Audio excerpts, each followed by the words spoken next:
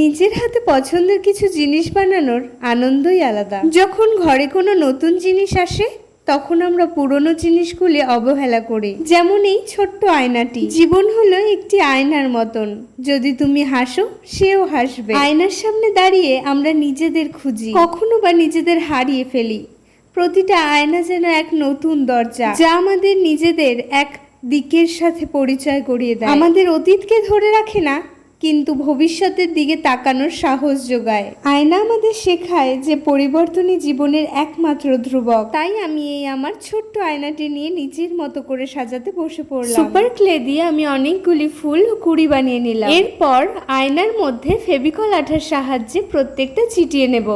ফুল ও কড়ি এক এক করে আয়নার মধ্যে চিটিয়ে নেব। চিটানো হয়ে গেলে আমি অনেকগুলি সবুজ পাতা বানিয়ে ফেলবো। পাতাগুলি এক এক করে চিটিয়ে নেব। আগে একটি ভিডিওতে তোমাদের মারমেড বানিয়ে দেখিয়েছিলাম। আজকের এই আয়নার ভিডিওটি তোমাদের কেমন লাগলো? ভালো লাগলে জানিও।